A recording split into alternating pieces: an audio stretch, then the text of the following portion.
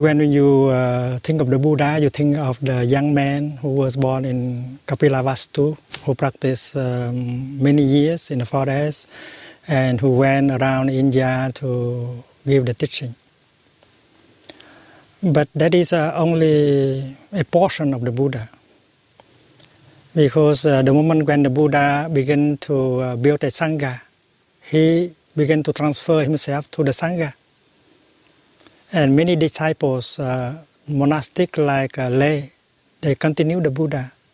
And you have to see the Buddha in the Sangha. You have to be able to see the Buddha in the Dharma. And if you have not seen the Dharma and the Sangha, you have not seen the Buddha. And the Dharma is available in the here and the now. The Sangha is also available in the here and the now. You do not have to go to India in order to see the Buddha. If we believe that Buddha is a God, they can bestow on us the things we want, then that is not the Buddha. The Buddha is a human being who has a deep capacity of understanding and of loving. And having Mahakaruna, great compassion, Maitri, great love, Mahaprajna, great understanding, he can perform miracles. Understanding people is a miracle. And it is described that the Buddha is one who understands the world well. Lokavidu, it means understanding the world. And because he understands the world deeply, and that is why he can offer the kind of teaching that can help heal the world. And the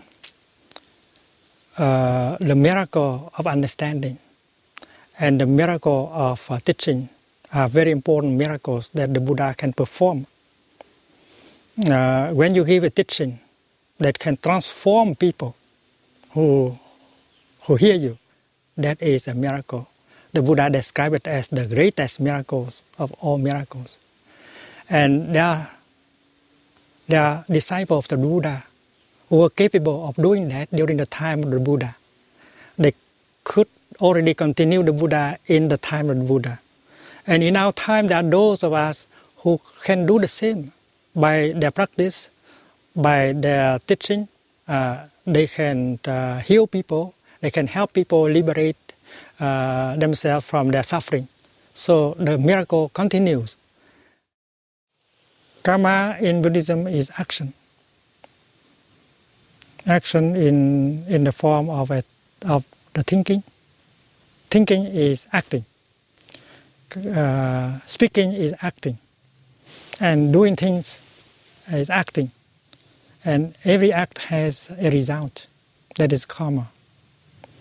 And no act, nothing can be lost. It continues always. The chain of action continue. And if you perform positive karma, it will continue very well. It will help you and help other people. So karma should be understood in the positive way also. To produce a thought of loving kindness, compassion and understanding is a wonderful karma that can bring happiness to so many people. To say something that inspires confidence and remove doubt and suffering, that is a wonderful karma. And to do something to help people suffer less, that's a wonderful karma. And that karma is to be encouraged. And the Buddha always produced these karmas during his whole life. So karma should not be understood as something, only as something negative. And why the negative karma should not be continued. Should not continue the cycle of samsara. The good karma should be encouraged to be reborn and reborn, because if you practice loving kindness you produce loving kindness in your child, in your student. And if she continues, she will practice loving kindness. It will transmit to her his children. And that is why we encourage the continuation, the rebirth of the good things. We only want to discourage the continuation of and the rebirth of bad karma, but good karmas will come. The Buddha said his teaching, the Dharma, is to come and to see by yourself. You can touch the Dharma directly. And he said that his Dharma transcends time. It does not have to be caught in time. Akalika means free of time. The moment when you begin to apply the Buddha, to apply the teaching of the Buddha in your life, you can see already the result. And you don't need someone who represents the Buddha or represent the Dharma, because the Buddha, you can get in touch directly, the Dharma also. The Dharma does not need to be spoken or to be written down. The Dharma can be recognized when someone walks with freedom, with solidity, with joy. When someone sits with peace and compassion. When someone speaks with tolerance, with loving kindness. We call it the living Dharma. The living Dharma is available and it can be recognized by all of us. And if the living Dharma is there, you know that the living Buddha is also there. Because what makes a Buddha is the living Dharma. Shakyamuni embodies the living Dharma. And his disciples, many of them are capable to continue him, to embody the living Dharma. In Buddhism, we speak of Nirvana, which is the cessation of all suffering. Nirvana, first of all, it means the cessation, the extinction of all suffering. But our suffering come from our wrong perceptions, avidya, misunderstanding. And that is why the practice of meditation, the practice of looking deeply, has the purpose of removing wrong perceptions from us. If we are able to remove our wrong perceptions, we will be able to be free from the afflictions and the sufferings that always arise from wrong perceptions. You have wrong perception on yourself and on the other. And the other has wrong perception on themselves and on you. And that is the cause of fear, of violence, of hatred. And that is why trying to remove wrong perceptions is the only way to peace. And that is why Nirvana is, first of all, the removal of wrong perceptions. And when you remove wrong perceptions, you remove the suffering. And to meditate deeply, you find out that even ideas like being and non-being, birth and death, coming and going, are wrong ideas. If you can touch reality in depth, you realize that suchness means the ultimate reality is free from birth, from dying, from coming, from going, from being, from non-being. That is why Nirvana is, first of all, the removal of notions, of ideas that serve the base of misunderstanding and suffering. If you are afraid of death, of nothingness, of non-being, because you have wrong perceptions on death and on non-being. The French scientist Lavoisier said, there is no birth, there is no death. He just observed reality around him and come to the conclusion that rien ne se crée, rien ne se perd. When you look at a cloud, you think that the cloud as a being. And later on, when the cloud becomes the rain, you don't see the cloud anymore, and you say the cloud is not there. And you describe the cloud as non-being. But if you look deeply, you can see the cloud in the rain. And that is why it's impossible for a cloud to die.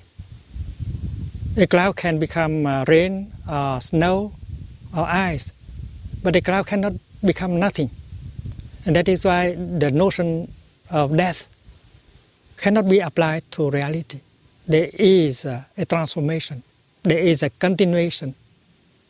But you cannot say that there is death. Because in your mind, to die means from something, you suddenly become nothing.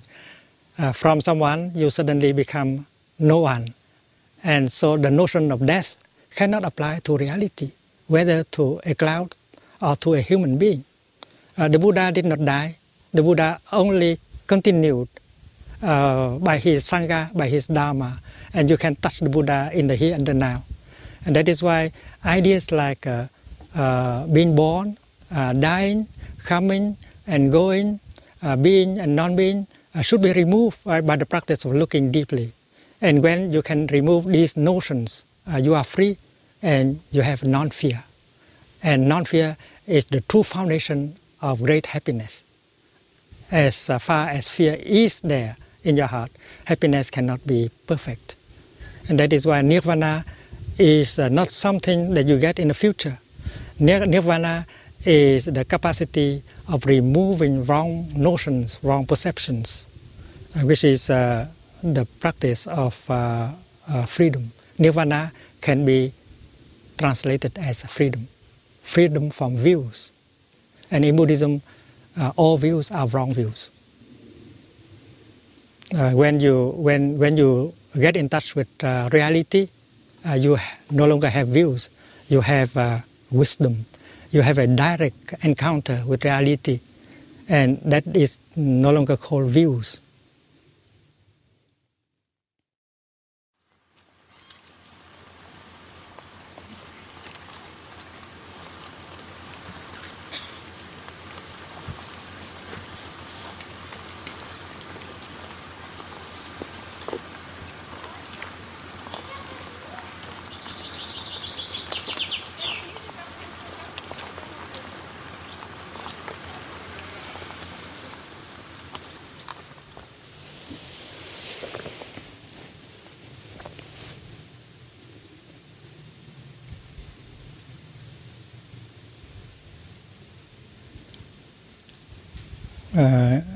This morning I did walking meditation with the children, and although they did not seem to practice, they did not look serious in their walking meditation, but they really enjoyed. We were able to create the Pure Land during the walking meditation. Everybody enjoyed. We go free enough in order to touch the beauties of the environment and in us. And the Pure Land is not something in the distant future. The Pure Land can be touched in the here and the now. And the teaching of the Buddha can even be offered to the children. More than 25 years of teaching in the West, I realized that children can understand very deeply the teaching of the Buddha, like impermanence, non-self, and interbeing. When I talk to the children about a cloud can never die, they understand. They can see that the cloud can only be transformed into the rain or into the snow. And when you hold your glass and you drink your tea, you can see that you are drinking clouds. And if you look into a river, you see nothing but cloud. And if you eat your ice cream in mindfulness, in wisdom, you see that you are eating cloud also. So these things are perfectly understandable to children. And I think Buddhism, according to our studies and practice, can go perfectly with the modern science. And scientists and the Buddhist practitioners can collaborate in order to dig deeper into the nature of reality. And hopefully by that collaboration we can help remove more misunderstanding, more wrong perceptions, in order to give peace and brotherhood another chance. There's the view of eternalism. Eternalism, that means you have a soul that is eternal, and after you die, that soul remain intact and go to another body and continue like that. That is eternalism. And then the other extreme is that after you die, well, there's nothing left. Nihilism. And nirvana is the extinction of these two views, nihilism and eternalism. And even in the life of a person, in the lifetime of a person, when you grow 10-year-old, you are no longer the same with you when you were 5. So you at 5 and you at 10, you are neither the same nor a different person. So the notion of same and difference should be transcended also. So if you don't see that kind of light, you don't really understand rebirth in Buddhism. You may get caught in the view of eternalism, and you are not different from traditions who hold a view that there is a immortal soul. In the light of the teaching, everything is impermanent. Nothing in the 5 skandhas can remain the same, exactly the same, in 2 consecutive moments. But nothing is lost. And creation in Buddhism means manifestation. And from nothing you cannot become something. So creation, if you look deeply, it is really a continuation of manifestation. If you don't manifest in this way, and then you manifest in that way, like the cloud and the snow. So if you get that, you are no longer afraid. And that is your supernatural power. Already, if you have non-fear, and then you are quite different from other people, because they are subjected to fear of dying, fear of being nothing. But with non-fear in you, with that deep wisdom in you, you become supernatural.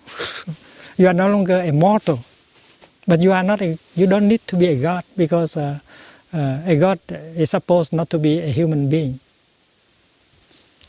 So to say that the Buddha has a supernatural power, that is true also. But he does not need to be a god in order to have that. He needs only to have freedom. Freedom from wrong views and freedom from fear. It's like birth and death are like waves. And you are riding on the waves of birth and death, and you go without fear. It's a wonderful. That is supernatural power.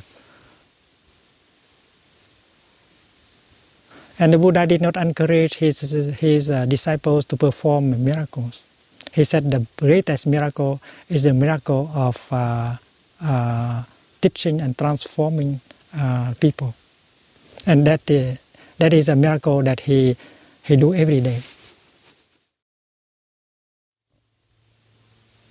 Buddhist meditation is the practice of looking deeply into the nature of reality. Because if we don't have enough concentration, mindfulness, we cannot look deeply. We can be deceived by what we see and by what we hear. It's like science. Science is also an attempt to look more deeply. You look at the sky and you see a star. You believe very strongly that the star is there. But it may be that the star has already disappeared 1,000 years of light ago. And that is why you can be deceived by what you see and what you hear. And science helps us to be more careful. And Buddhism does the same. If you look deeply, and then you can be free from wrong perceptions, from illusions. Like the illusion that life is permanent. There is a permanent soul inhabiting each living being, these kind of things. The Buddha did have teachers. He followed a number of teachers, and he practiced with communities. And he had made some progress in his path of looking deeply. But he realized finally that this kind of realization was not enough for his liberation, and that is why he had to continue by himself. And sitting at the foot of the Bodhi tree, he was able to make a breakthrough and discover the nature of interdependence, the nature of interbeing. He discovered the way of looking deeply, and he could transcend his idea of birth and death, coming and going, being and non-being, and he was completely liberated from suffering. The happiness, the salvation of Buddha was possible thanks to Mahaprajna, great understanding. And when you got great understanding, you are no longer afraid of being born, of dying. And that is why you want to share your insight and your practice with other people.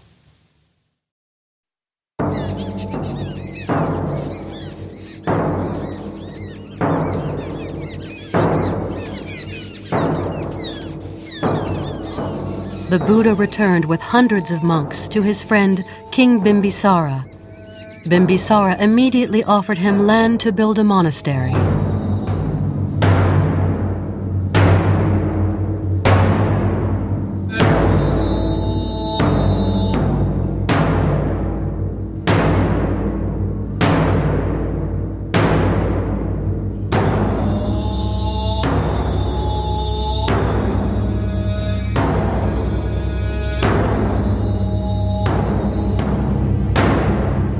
Buddha gave one of his most famous sermons on this hill.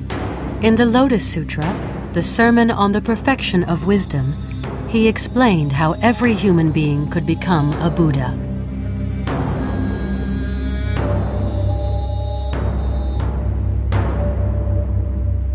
Any one of us has the capacity of becoming a Buddha. And that is what the Buddha said. Whether we are man or woman, black or white, or brown or red, we can all become fully enlightened. And that is why all of us can continue the Buddha. So if you get that, you are no longer afraid. And that is your supernatural power.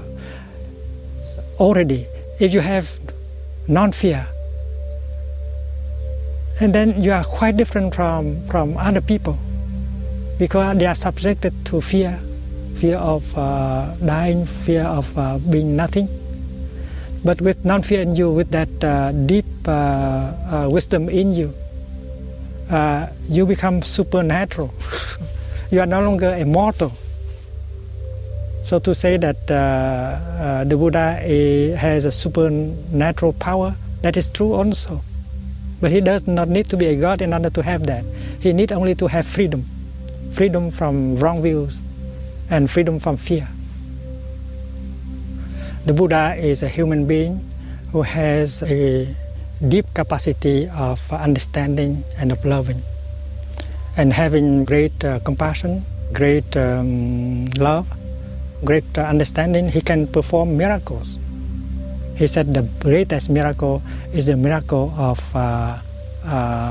teaching and transforming people, and that is a miracle that he do every day.